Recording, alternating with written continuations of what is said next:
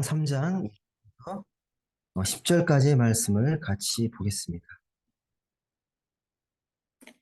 우리 말씀을 한 절씩 교독해 읽도록 하겠습니다. 제가 먼저 1절 말씀을 읽겠습니다.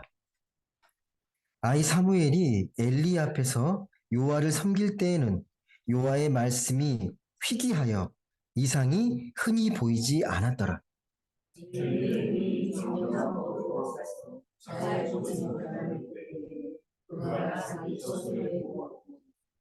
하나님의 등불은 아직 꺼지지 아니하였으며 사무엘은 하나님의 궤에 있는 요아의 전 안에 누웠더니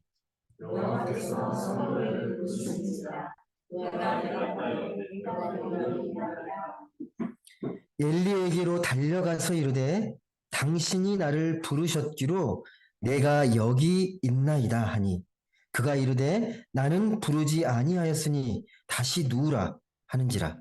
그가 가서 누웠더니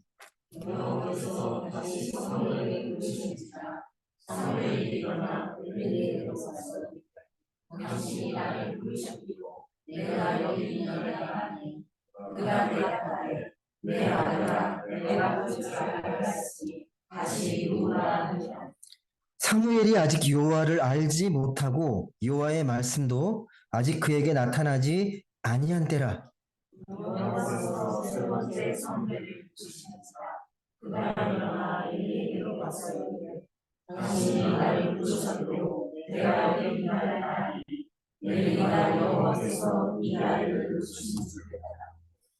엘리가 사무엘에게 이르되 가서 누웠다가 그가 너를 부르시거든 네가 말하기를 여호와여 말씀하옵소서 주의 종이 듣겠나이다 하라.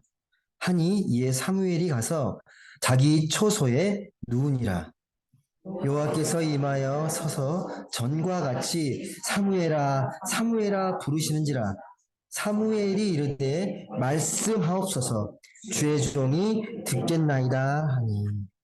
아멘. 오늘은 하나님의 음성을 듣는 신앙이라는 제목으로 같이 말씀을 나누도록 하겠습니다. 오늘 읽은 말씀은 이 사무엘에 있는 말씀인데요.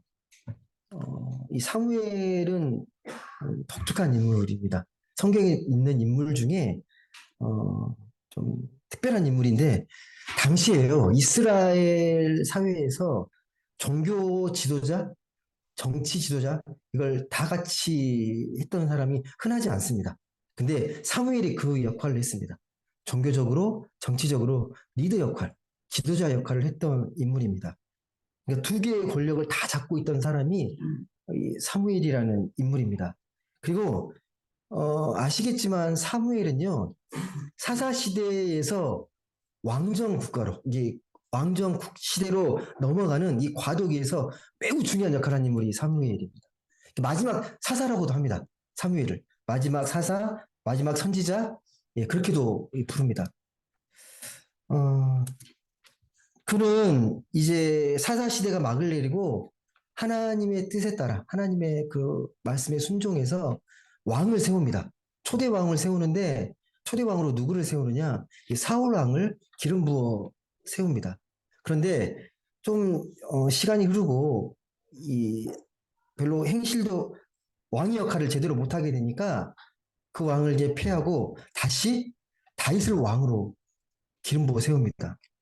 그만큼 사무엘이 막강한 사람. 예. 사무엘의 출생도 되게 독특하잖아요. 사무엘이 어떻게 태어났습니까?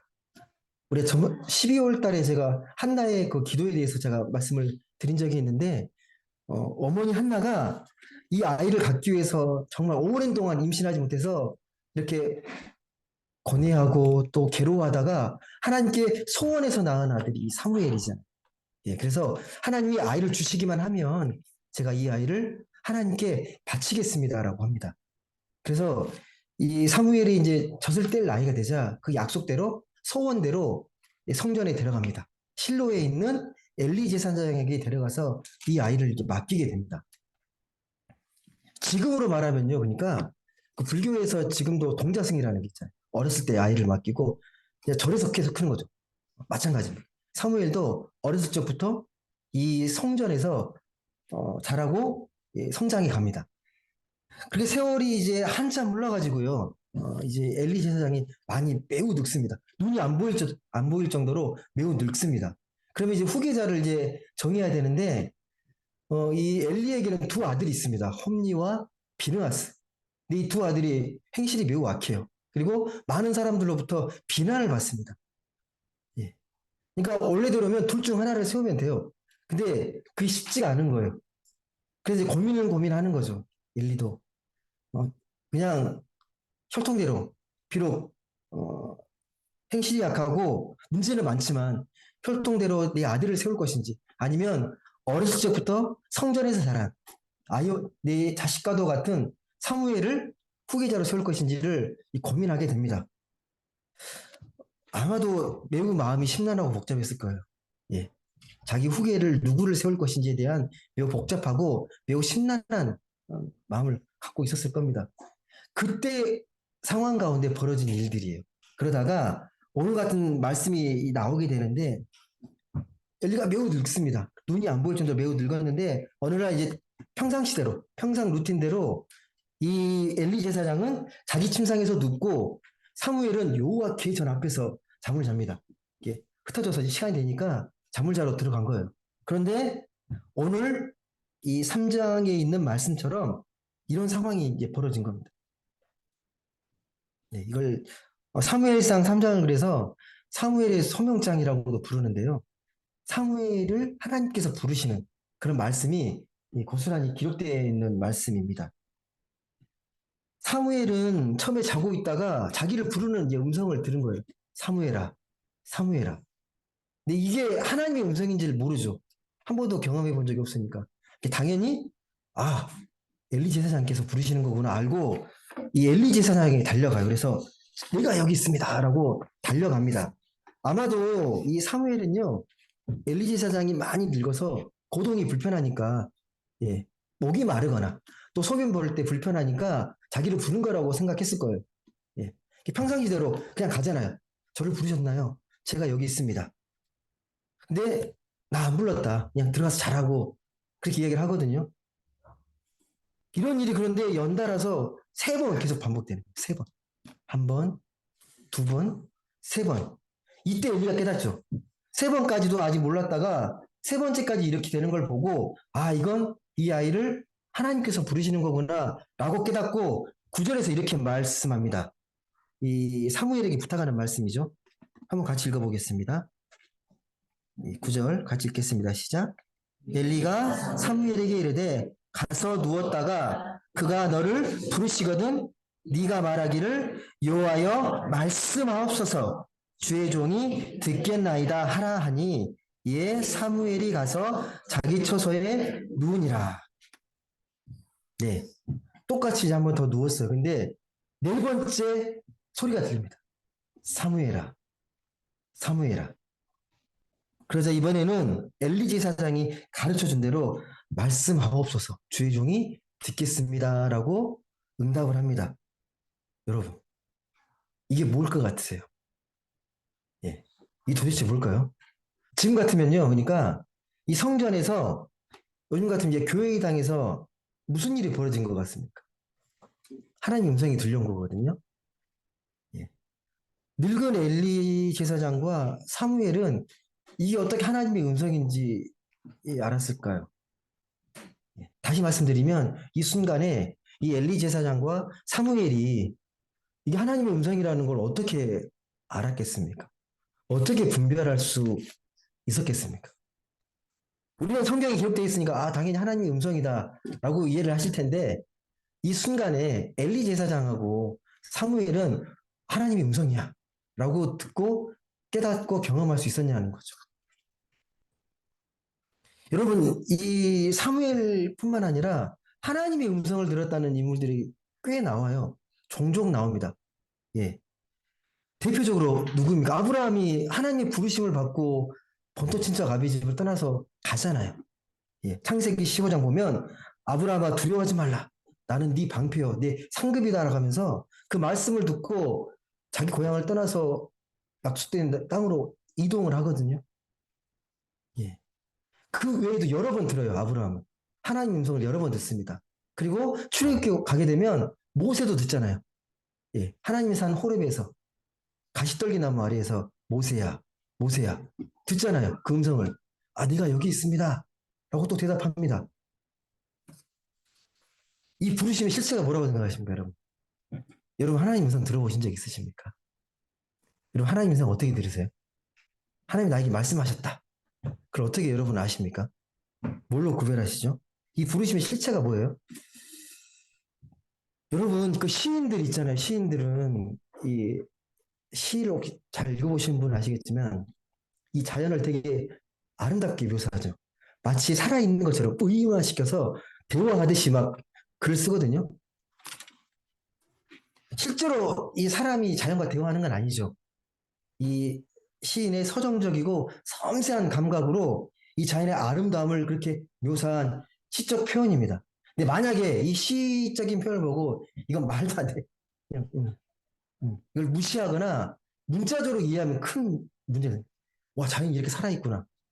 시인은 우리가 볼 수 없는 자연의 아름다움을 포착해가지고 아름답게 묘사하는 거잖아요. 그걸 있는 그대로 받아들이진 않을 거예요. 시적 표현으로 여러분 이해하실 거예요. 그렇다면 여러분 사무엘이라고 부른 이 음성도 시인처럼 그런 걸까요? 그렇게 들은 걸까요?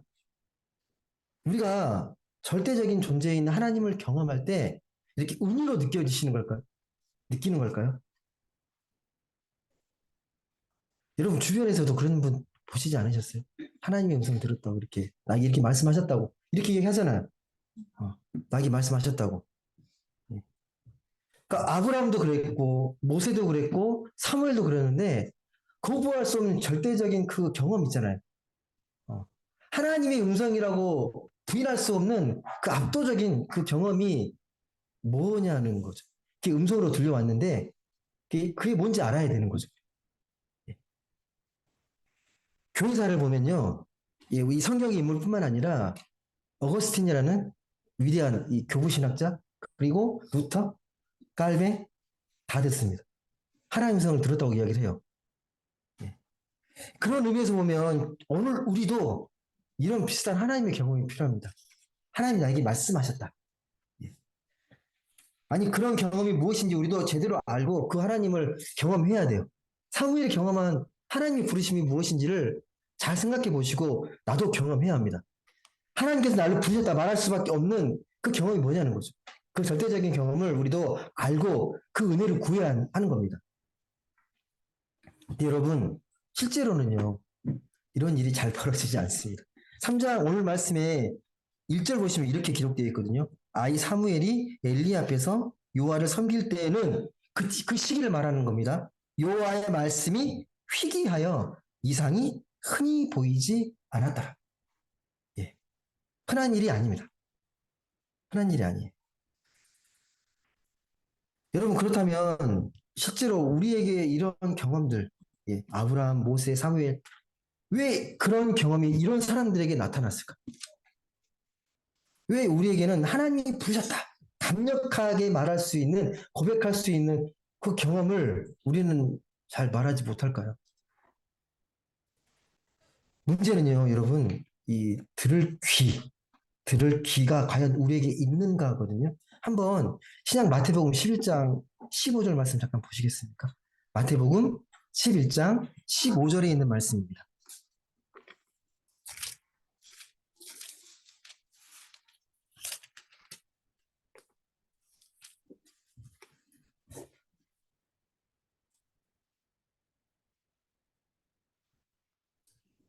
한번 읽어보시겠습니까? 간단한 말씀인데 시작. 귀 있는 자는 들을지어다. 여러분 이 말씀이 어떻게 들리십니까? 여러분도 지금 말씀 듣고 계시죠? 예배 드리고 계십니다. 똑같이 예배를 다 드리시는 것 같지만 지금 예배의 그런 영적인 상태는 다 다를 거예요. 여러분 머릿속에 뭐가 담겨 있는지는 저는 잘 모릅니다. 하나님께서 성령께서 각자에게 은혜의 사모한 만큼 그 은혜를 부어 주실 텐데 예, 분명히 말합니다. 예수님께서 아무리 쉬운 말씀 하더라도 들을 게 있는 자가 들을 거라고. 똑같은 말씀을 똑같이 듣지는 않을 거라고 분명히 이야기합니다.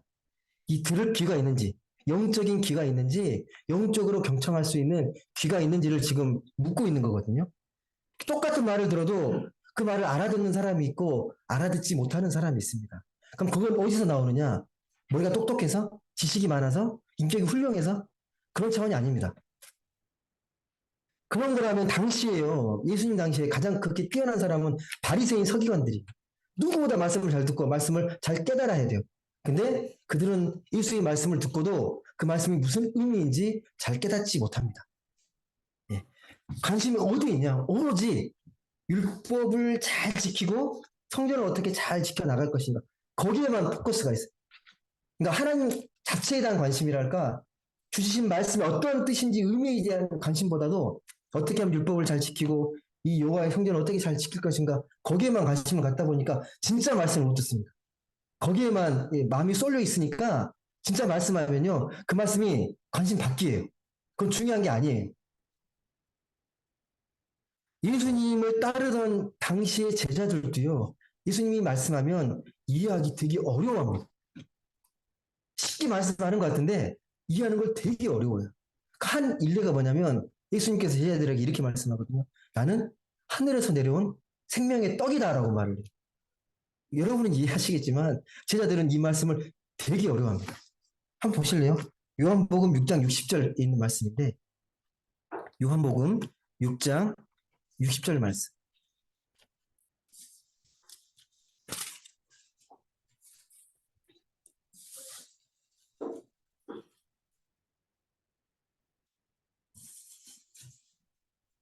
58절, 59절, 60절 한번 같이 읽어보겠습니다. 시작.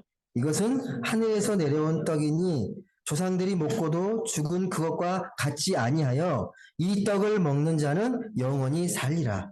이 말씀은 예수께서 가버나움 회당에서 가르칠 때 하셨느니라. 제자 중 여럿이 듣고 말하되 이 말씀은 어렵도다. 누가 들을 수 있느냐? 이 말씀이 너무 어렵다는 거예요. 너무 어려워요. 간혹 그렇게 말씀하시는 분 있거든요. 아이, 상식적으로, 논리적으로만 잘 이해하게 설명되면 전 다 이해할 수 있다고.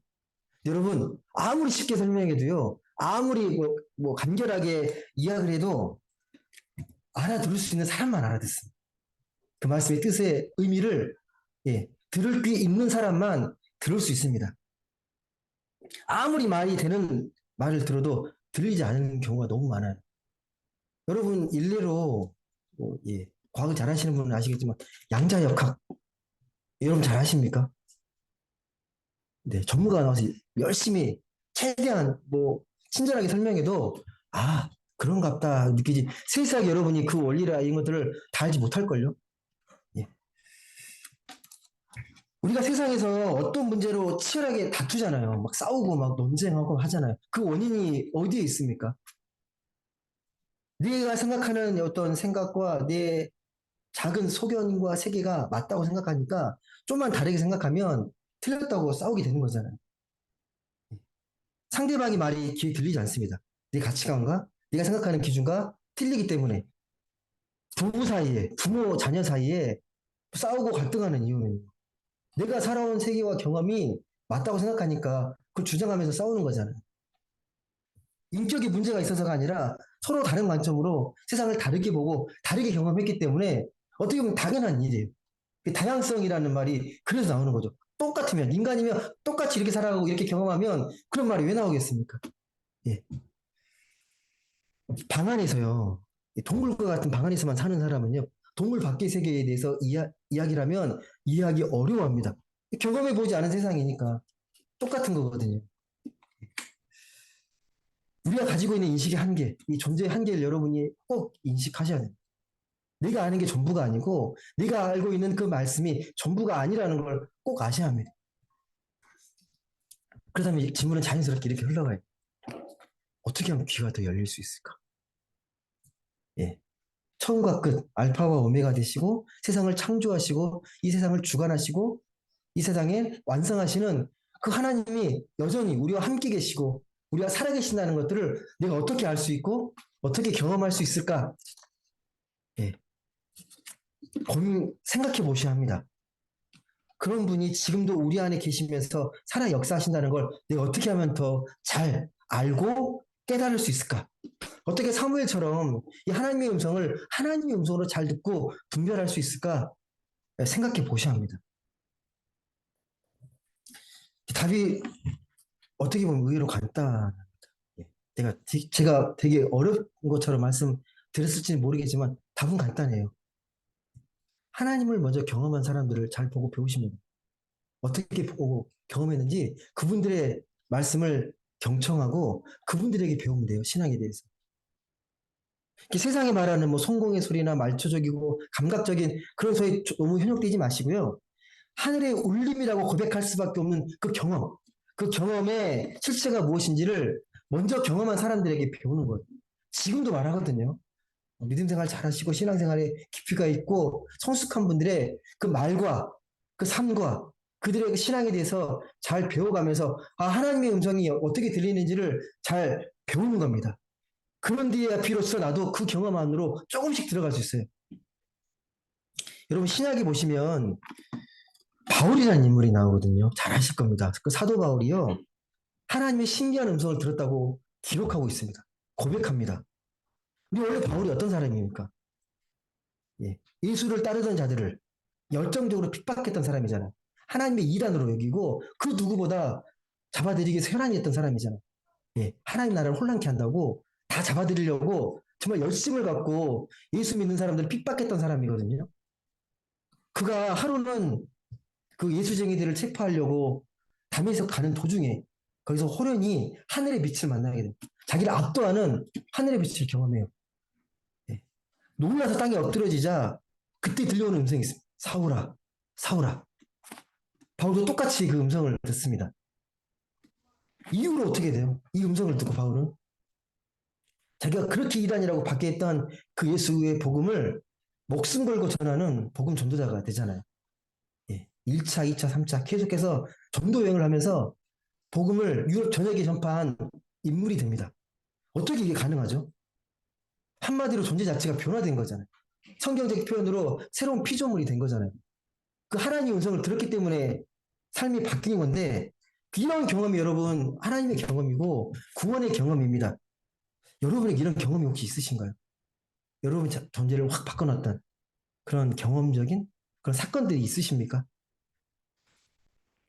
이런 경험을요, 이 정교학에서는 뭐라고 그러냐면 거룩한 경험을 누미노제라 그래요. 거룩하고 낯선 경험. 예. 거룩한 두려움이라고 하는데 우리가 일상에서 어느 날 낯설고 새롭게 느껴지는 경험 이걸 이제 누미노제라고 하는데 일상이 놀라워지는 거예요. 어제랑 오늘의 일상이 똑같은 오늘인데 전혀 다르게 보이는 거예요. 세상이 완전히. 너무 낯설고 너무 놀라서 마치 하늘에서 내 이름을 부르는 것 같은 그 울림을 느끼는 것. 이게 누미노제라는 경험이거든요. 마치 바다를 처음 본 아이가 놀라가지고 막 신기해가지고 그런 경험. 그러니까 하늘을 봤는데 하늘의 푸르름이 강렬하게 느껴지고 별빛이 막 눈부시고 막 뭉게구름이 막 놀라워서 막 경탄하는 거 그런 경험이거든요. 혹시 그렇게 느껴보신 적 있으십니까? 나를 압도하는 자연의 아름다움, 자연의 놀라움. 이런 것들을 경험하면요 걸어가는 것도 재밌고 설거지하는 것도 재밌고요, 청소하는 것도 재밌고요. 일상이 다이나믹하고 흥미진진해집니다. 이건 여러분 제가 말로는 설명드리는데 경험하게 되면 아는 것들이. 이 누멘드요제라는 하나님에 대한 절대적인 경험은 그 경험을 통해서 세상을 완전 다르게 보는 거거든요. 현대인들에게는 그런 경험이 없으니까 일상이 매우 단조롭고 지루하게 느껴집니다. 그래서 그 단조로움에 벗어나려고 견디지 못해서 뭔가를 자꾸 탐닉하게 돼요. 예. 알코올에 아니면 마약이나 도박에 자꾸 중독되잖아요. 일상의 단조로움을 벗어나고 싶어서 뭔가에 빠져드는 거죠. 소비도 마찬가지잖아요. 소비도 중독이잖아요. 삶의 단조로움을 뭔가 채우려고 뭔가를 소비하잖아요. 과시적인 소비도 하고, 뭔가를 사면서 내가 막 흡족하게 느끼고, 내가 이 물건 사고 있으니까 남보다 잘 나가는 것 같고, 예. 땅에 묻힌 보물을 모르면 세상 껍데기에 한눈을 파는 것과 같습니다. 여러분, 그러면 하나님을 경험하려면 진짜 뭐가 필요할까요? 일단 전문적인 훈련이나 이런 것들이 필요할까요? 하나님을 잘 경험하고 하나님을 잘 느끼려면, 내가 하나님 음성을 잘 들으려면 어떤 전문적인 훈련이 필요할까요? 말씀을 보면 어떻게 하나님 음성이 들려온다고 기록되어 있습니까? 하나님께서 천사가 어느 날 갑자기 어떤 사람을 부르시는 것처럼 이야기하는 것 장면들이 많거든요. 예. 이런 말씀을 만약에 문자적으로 이해하면 큰 오해를 합니다. 아, 가만히 있는데 하나님께서 갑자기 음성이 들리는구나. 하나님 부르시는구나. 그 말씀을 진짜 오해하시는 거예요. 안타깝게 성경은 하나님의 경험을 겪게 되는, 그걸 듣게 되는 과정을 묘사하진 않아요. 어떻게 해서 내가 하나님 음성을 들었다라고 기록되어 있진 않아요. 하나님의 음성을 들었다고만 말합니다. 무슨 말이냐면요. 그 하나님의 음성을 듣기까지 삶의 과정이 있어요.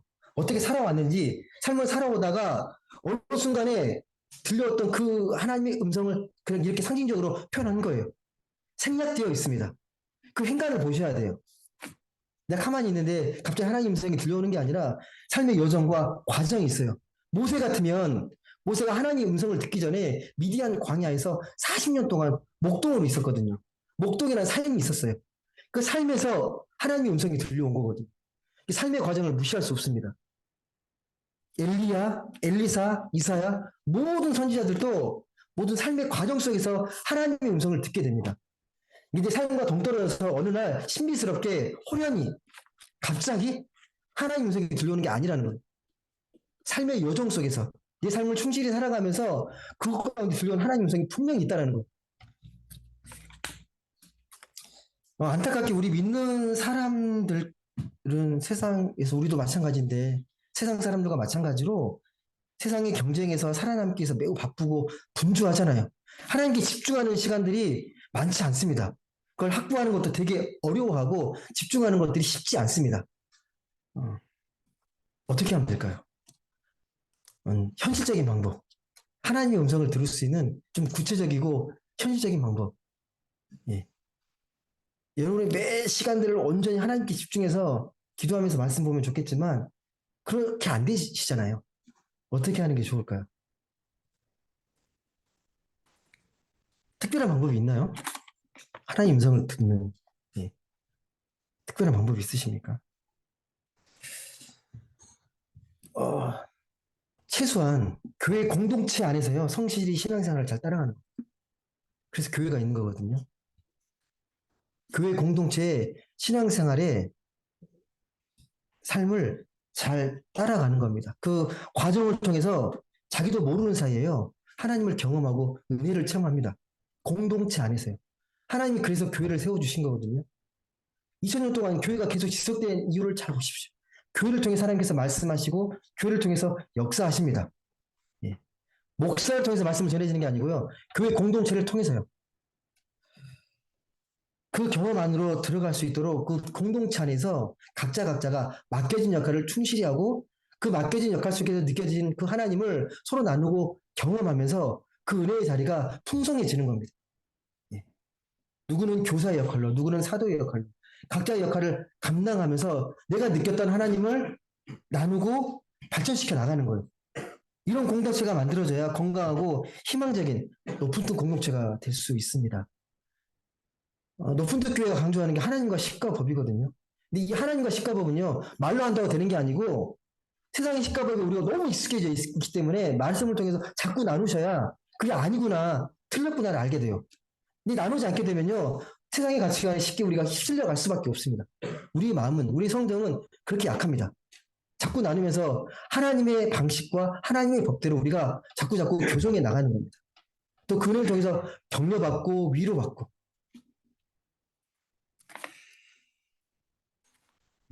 말씀을 맺습니다. 그 제가 신대원에서 이제 신학교에 입학을 할 때요 면접 볼 때 꼭 물어보는 질문이 하나 있어요. 하나님 어떻게 부르셨나요? 교수님 물어봐요. 근데 탈락하는 사람들이 있어요. 아무리 실력이 좋아도 하나님이 이렇게 직접 말씀하셨어요. 탈락이. 직통기시로 말하면 그건 누구도 검증할 수 없기 때문에. 아니, 무슨 말이냐면 삶의 과정을 보는 어떤 삶을 살아가지고 어떻게 했는데 이런 과정 속에서 하나님 저를 이렇게 부르신 것 같습니다. 하나님 이렇게 부르시다고 저는 확신합니다. 그러니까 이제 어느 날 갑자기 제가 자고 있는데 허련한 빛이 비춰가지고 이렇게 하면 안 돼. 여러분 소리의 세계에 귀명창이라는 말이 있습니다. 귀명창 혹시 아세요? 귀명창? 예, 듣기의 달인? 예. 우리가 명창처럼 소리는 못해도요. 귀로는 귀로 듣는 소리를 구분할 줄 있거든요. 이게 진짜 소리인지 가짜 소리인지 영적으로 말씀을 잘 듣는 이 귀의 명창, 영적인 명창이 되셔야 합니다. 그 말씀은요, 우리가 자꾸 말씀과 기도로 교회 공동체 안에서 말씀을 나누는 가운데 하나하나 쌓여가게 됩니다. 예. 어느 하루 아침에 갑자기 그게 되어지는 게 아니라 하나씩 하나씩 쌓여가는 거예요. 그래서 신앙을 성숙되어 간다라고 말하는 거예요. 지어져 간다, 만들어져 간다. 부디 2024년 올 한 해 무엇보다도 교회 공동체 안에 들려주시는 이 하나님의 말씀, 그 말씀을 더욱 민감하게 잘 듣고 반응하는 사무엘처럼 귀 명창이 되셨으면 정말 좋겠습니다. 그래서 하나님의 소리를 들은 사무엘처럼 올 한 해 우리의 하나님 경험이 더 깊어지고 그 부르심에 합당한 삶으로 더욱 생명 충만한 그런 한 해 만들어 가시길 주님의 이름으로 간절히 소망합니다. 기도하겠습니다.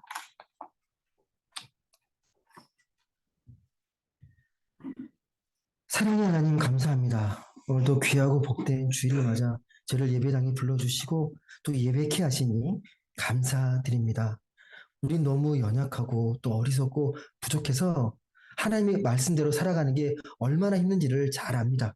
하나님, 순간순간마다 또 넘어지고 또 실수하고 또 마음이 무너질 때도 늘 옆에서 하나님이 계시고 우리를 격려하고 위로하시는 그 하나님의 음성을 듣고 매 순간순간 다시 일어나서 하나님의 표대를 향해 나아가는 우리 모두가 되게 하여 주옵소서.